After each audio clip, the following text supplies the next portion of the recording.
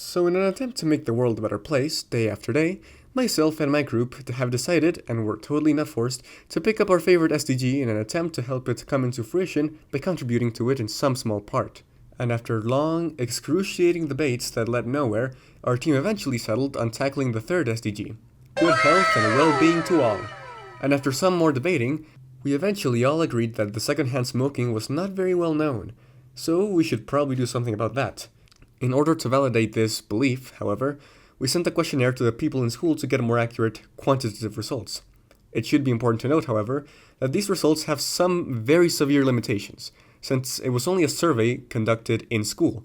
So this sample data by no means contains the data which represents the whole population. That being said, it's the only data we got, so, we gotta roll with it. According to our data, most people were aware of the effects of secondhand smoking. However, when asked if they knew what the term meant, there were discrepancies in the data. The students were asked if they knew what secondhand smoking was, and subsequently, they were asked what passive smoking was. These two terms are used to describe the same thing. There is no difference between them.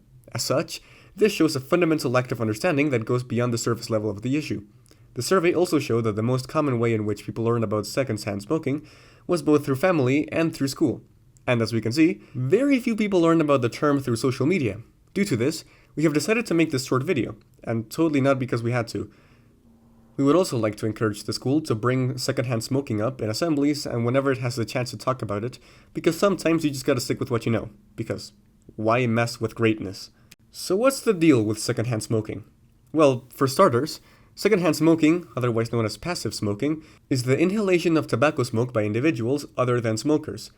When diffused into the surrounding atmosphere, the tobacco smoke expelled by smokers acts as an aerosol pollutant. When tobacco is burnt, not all chemicals combust. This can lead to some particles such as tar and other carcinogens.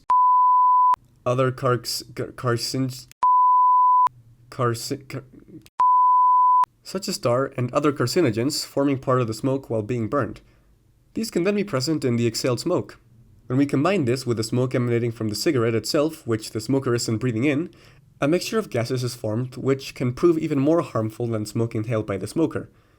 Evidence shows that inhaled side stream smoke, the main component of secondhand smoke, can be up to 4 times more toxic than the smoke coming directly from the cigarette. Short-term impacts on passive smokers can include coughing, headaches, a sore throat, or eye and nose irritation. Tobacco smoke contains many radioactive chemicals such as polonium-210 and lead-210. These radioactive particles settle in the lungs when inhaled.